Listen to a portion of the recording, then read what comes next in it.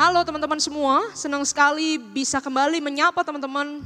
Dan hari ini kita akan belajar dari firman Tuhan. Apapun keadaan yang kita hadapi teman-teman, apapun situasi yang sedang kita gumulkan saat ini, teman-teman percayalah. Satu-satunya hal yang bisa menjadi kekuatan, perlindungan, jadi jawaban, jadi harapan, itu firman Tuhan. Firman Tuhan. Maka mari kita set our ears and our heart to the word of God. Minggu lalu di ibadah pertama kita sudah membahas khotbah pertama dari 7 seri khotbah Divine Direction. Ya, kita belajar ada 7 selama 7 minggu ke depan. Yang minggu lalu kita belajar satu keputusan penting yang Tuhan mau kita lakukan, Tuhan mau kita ambil adalah start following Jesus. Mulai ikut Yesus, mulai utamakan Yesus, mulai serahkan hidup kepada Yesus. Dari manapun kau berada, apapun yang kau miliki, dan saat ini juga, right now. Nah teman-teman bisa cek, teman-teman bisa look back ke previous sermon di YouTube channel kita, teman-teman bisa nonton lagi di sana. Nah hari ini kita akan melihat direction yang kedua teman-teman yang tidak kalah penting, yaitu stop from our old way of life. Stop dari hidup kita yang lama. Mari membuka Alkitab dari Kolose 3 ayat 5 sampai 11.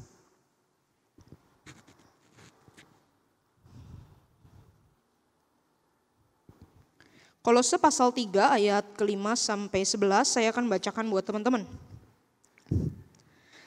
Karena itu matikanlah dalam dirimu segala sesuatu yang duniawi, yaitu percabulan, kenajisan, hawa nafsu, nafsu jahat dan juga keserakahan yang sama dengan penyembahan berhala.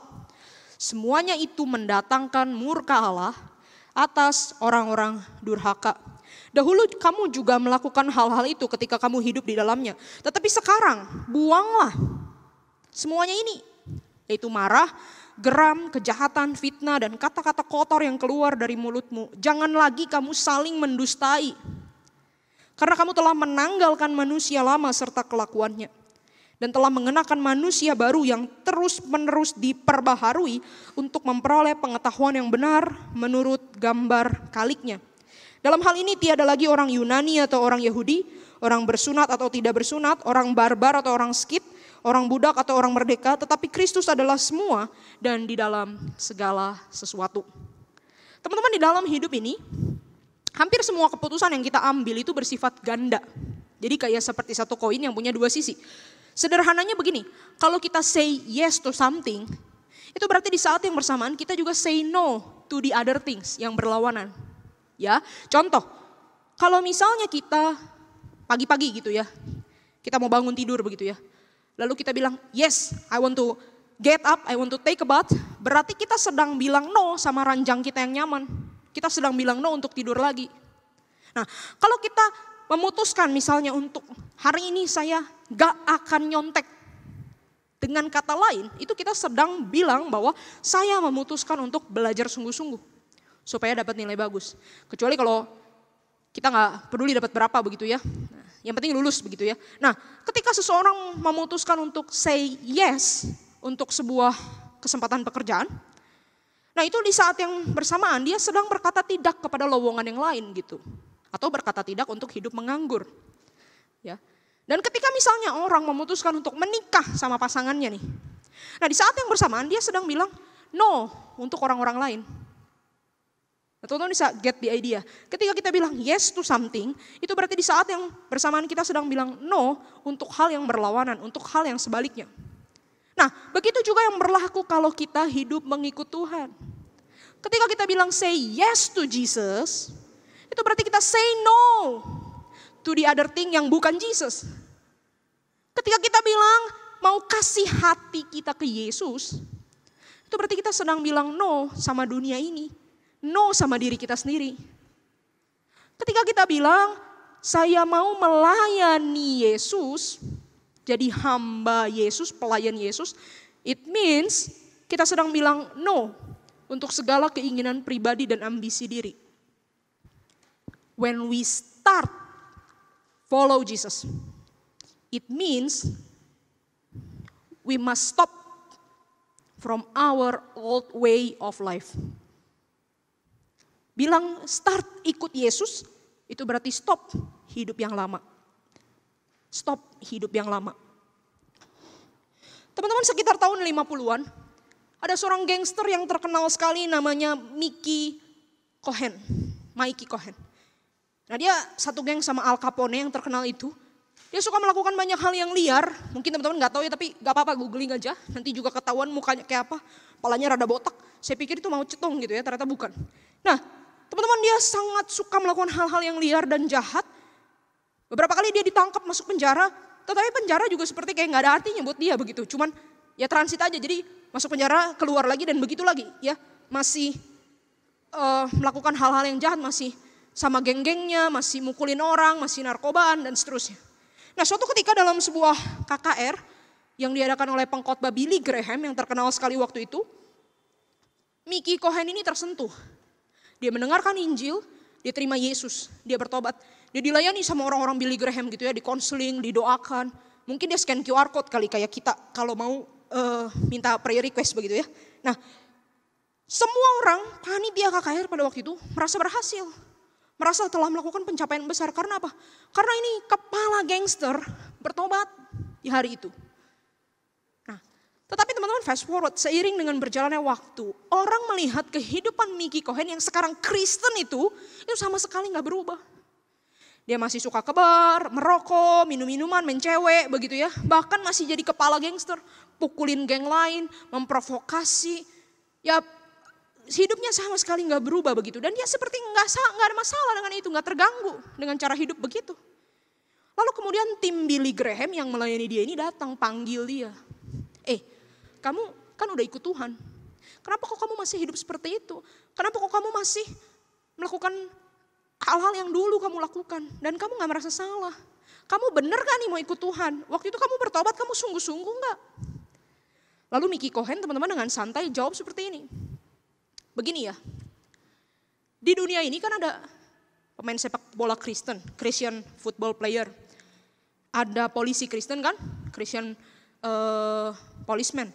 Ada politisi Kristen, ada Christian artis, seniman Kristen.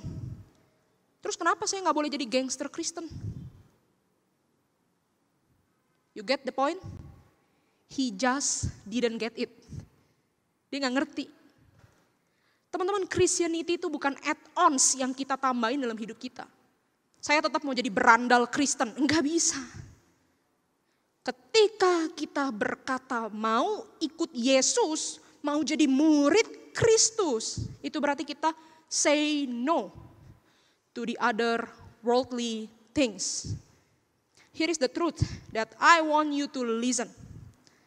Menjadi Kristen bukan cuma soal pergi ke gereja atau jadi orang gereja. Menjadi Kristen bukan cuma ikut bantu pelayanan. Menjadi Kristen bukan cuma soal ngomong haleluya puji Tuhan atau ketik WA pakai GBU atau suka repost postingan Kristen, follow gereja palsu, follow anti dosa, follow apa lagi? Follow next Hosana jangan lupa ya. Menjadi Kristen bukan cuma soal ikut katekisasi dan dibaptis. Menjadi Kristen itu bukan hanya nambahin Yesus dalam hidupnya. Yesus kayak gantungan kunci begitu, jadi penghias, pemanis di dalam tasnya. Bukan teman-teman. Menjadi Kristen artinya sungguh-sungguh berbalik dari cara hidup yang lama. Kalau dulu arah hidup kita ke sini, sekarang balik ke sini. Kalau dulu arah hidup kita ke sana, sekarang balik ke sini. Balik. Ikut Yesus itu artinya balik dari cara hidup yang lama. Menjadi Kristen artinya start utamakan Yesus, start taati Yesus, start sembah Yesus dan stop semua yang lain yang tidak sesuai dengan ajarannya, yang tidak sesuai dengan kehendaknya. Stop cinta dunia ini. Apa saja hal-hal yang harus kita stop teman-teman waktu kita mau ikut Yesus. Harus stop apa saja. Nah dari Kolose tadi yang kita baca ada setidaknya 3 hal yang mesti kita stop ya. 3 hal yang mesti kita stop. Perhatikan baik-baik. Yang pertama, stop from idolatry. Stop from idolatry. Stop menyembah berhala. Mendengar kata ini mungkin teman-teman bilang, ya iyalah gue juga seumur hidup gak pernah sembah berhala, gak pernah sembah patung, ke tempat keramat begitu ya, pakai sesajen gak pernah. Ke gereja kok gua. Teman-teman perhatikan. Berhala adalah segala sesuatu di dalam hati kita yang lebih penting daripada Yesus. Segala sesuatu di dalam hatimu dan hatiku yang lebih penting daripada Yesus. Yang kita tuh bisa bilang begini, gue gak punya Yesus gak apa-apa. Tapi gue gak punya satu ini, gak bisa hidup gue. It's your idol, itu berhala. Setiap kita sadar atau enggak, itu menyembah sesuatu. Ya, kalau yang kita sembah di dalam hati itu bukan Yesus, itu pasti berhala teman-teman. Kita akan rela lakukan apapun untuk berhala itu. Ada orang yang berhalanya kesenangan, pleasure. Ya, dia akan lakukan apapun yang penting dia senang. Main game berjam-jam, gak pulang-pulang ke rumah, shopping sebanyak-banyaknya. Nonton film yang merangsang ya, yang penting dia senang. Ada orang yang berhalanya kesuksesan, gila belajar, jadi ambis. Orang lain belajar 8 jam, dia 16 jam, satu hari. Semoga gak ada anak remaja pemuda kita yang seperti itu ya. Mati freak kamu nanti ya. Harus ada waktu berelasi ya. Cari jodoh harus ada waktu. Ada orang yang berhalanya itu cinta kasih. Apapun akan dilakukan. Asal bisa selalu dekat sama pacarnya, sama sahabatnya. Ya, dipegang-pegang juga biarin aja. Gak apa-apa kok. Ya gak sampai jauh gitu ya. Tapi selalu bilang gak sampai jauh itu pasti akan terlalu jauh. Ya, banyak orang tanya kepada saya, how far is too far? Ya, how far is too far itu adalah ketika kamu udah mulai start, nah itu udah too far itu. Jadi jangan bawa diri kita kepada pencobaan ya. Nah, teman-teman, ada orang yang teman-temannya semua udah negur, teman-temannya semua udah negur. Lu bucin banget semenjak sama dia. Lu tau gak lu tuh berubah. Lu tuh udah jadi bucin sekarang. Ya, teman kamu ya.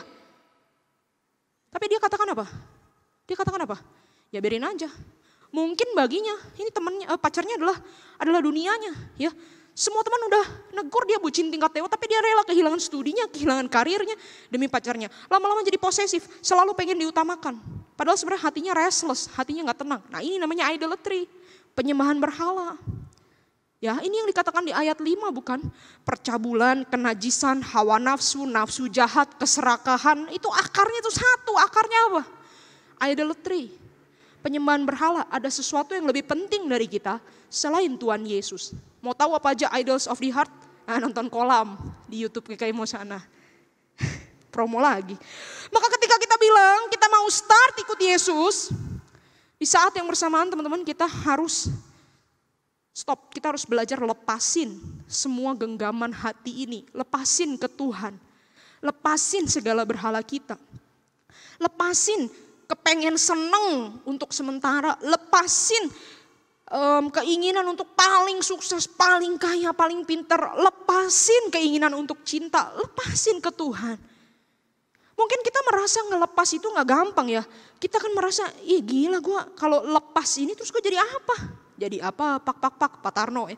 Nah teman-teman gak apa-apa belajar lepasin. Ketika kita lepasin genggaman kita, itu di dalam hati kita mungkin ada gelisah, ada takut, ada sakit, bahkan ada merasa kosong. Karena yang selama ini kita genggam erat, sekarang disuruh lepasin. Tapi justru di sini kita senang belajar kan? Belajar apa? Belajar start percaya Yesus. Belajar start taat Yesus. Belajar start merasakan cinta kasih Yesus yang begitu besar buat kita. Teman-teman start worship Jesus and stop from your idol. Yang kedua, apa saja yang harus kita stop? Yang kedua, stop from all dirtiness in life. Berhenti dari segala sampah di dalam hidup kita. Berhenti dari segala kekotoran, berhenti. Ya. Apa sampah-sampah hidup itu apa? Kekotoran hidup itu apa? Dirtiness itu apa? Macam-macam. Ada yang sampah-sampahnya adalah hal-hal buruk, dosa-dosa yang even favorite sin. Yang mungkin kita merasa nggak bisa kalau nggak ngelakuin itu gitu. Ya, akan selalu jatuh ke dalam hal-hal itu terus. Ya. Tetapi ada juga yang mungkin dirtiness-nya bukan yang kelihatan, tetapi dirtiness-nya di dalam hati. Firman Tuhan katakan apa tadi? Di ayat 6 dan seterusnya. Luka hati, kemarahan, kegeraman. Ya, mungkin di antara kita ada yang kecanduan, pornografi, masturbasi, main game, belanja online, gak bisa berhenti. Terikat dengan rokok, terikat dengan kesibukan, gila kerja. Kalau gabut tuh kayaknya pengen bunuh diri. Ada yang begitu? Tetapi mungkin ada juga yang sampahnya adalah apa? Insecurity. Selalu ngerasa badannya gak bagus begitu. Ya, apalagi kena virus body shaming di media sosial begitu ya. Ada yang mungkin sampahnya adalah minder, gak percaya diri. Ya, atau males, gak mau kerja. Maunya enaknya doang. Nah, teman-teman, apapun itu, dirtiness di dalam hidup kita, sampah di dalam hidup kita, let's stop. Bawa ke Tuhan. Bawa ke Tuhan. Ya, sebut semua sampah itu, kekotoran itu, dan bawa ke Tuhan. Bilang ke Tuhan, Tuhan, saya benci sekali sama papa saya. Tuhan, saya sebenarnya suka sama sesama jenis. Tuhan, saya selalu marah. Tuhan, saya gak pernah bisa berhenti nonton bokep, Tuhan. Ngomong ke Tuhan. Tapi bukan cuma laporan. Ya, bukan cuma laporan. Ya, Tuhan, gue benci dia. Tuhan, jahatin dia dong. Bukan begitu. Tapi benar-benar bawa ke Tuhan. Kasih ke Tuhan dan jangan ambil lagi. Kasih ke Tuhan. Serahkan sama Tuhan. Ya, bilang, Tuhan, saya masih gak bisa berhenti nyimeng nih. Ini ekstrim ya. Gue harap gak ada dari antara kita yang nyimeng. Tolong teman-teman. Tetapi bilang, Tuhan tolong Tuhan, tolong Tuhan. Ini sampah gue nih Tuhan. Tuhan tolong Tuhan, gue kasih ke lu Tuhan. Tolong Tuhan, help me oh Lord. Have mercy on me oh Lord. Stop dari semua dirtiness itu, kasihkan ke Tuhan. Tuhan katakan apa di dalam Yesaya 5:3? Semua kelemahan kita ditanggungnya, semua kesalahan kita dipikulnya, semua sampah kita dia tanggung di atas kayu salib. He will forgive and change you. Yang ketiga terakhir, apa yang harus kita stop di dalam hidup ini kalau kita mau start following Jesus? Apa yang harus kita stop? Yang pertama tadi, stop from idolatry. Yang kedua tadi, stop from all dirtiness in life. Dan yang ketiga ini, stop from your toxic relationship. Stop from your toxic relationship. Ya, cara-cara berelasi yang salah. Teman-teman, efek dosa itu merusak hubungan antar manusia. Ya, dulu Tuhan di Taman Eden itu punya plan. Adam dan Hawa sebagai sesama manusia, sebagai sahabat sehidup semati, itu saling sayang.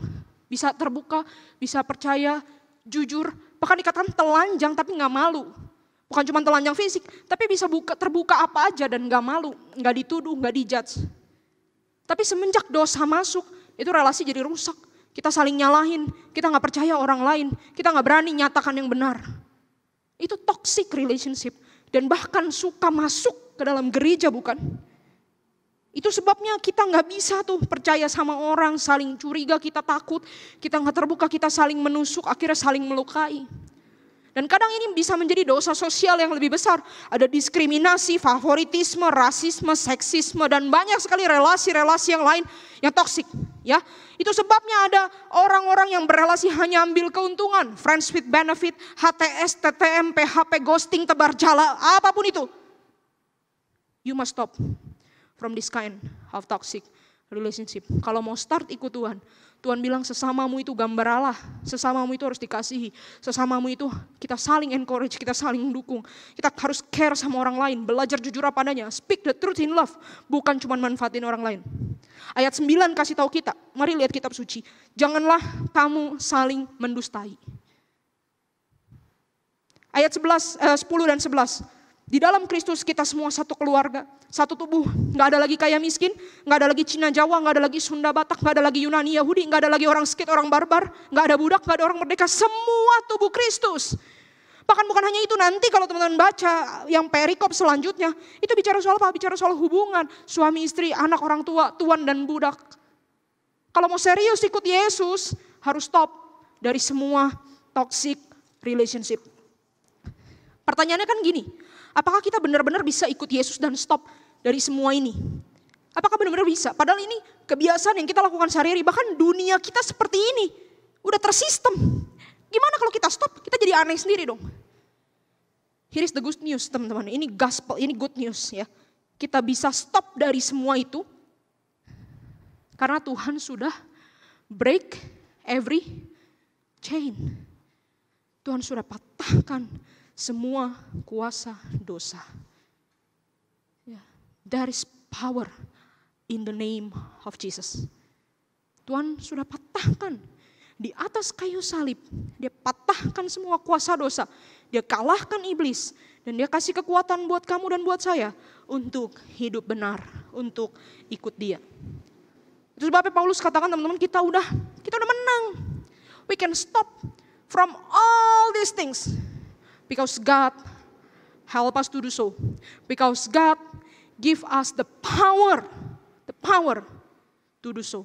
Nah, hari ini teman-teman, setiap kali engkau dan saya tergoda untuk balik lagi ke hidup yang lama, balik lagi ke rokok, balik lagi ke bucin, balik lagi ke bokep, balik lagi ke foya-foya, balik lagi ke malas-malasan, balik lagi ke kabur-kaburan dari rumah. Saya mau ajak kita lakukan satu hal ini. Run to the cross of Christ. Lari ke salib Tuhan Yesus. Lari ke salib Tuhan Yesus. Bilang, Tuhan, aku tergoda lagi Tuhan. Aku pengen. Jangan naif teman-teman ya. Kalau kita kedorong untuk melakukan dosa, bilang sama Tuhan, Tuhan saya pengen ini, saya pengen. Tapi saya gak mau jatuh. Tuhan tolong saya ya. Tuhan tolong. Mohon kuasa-Mu Tuhan.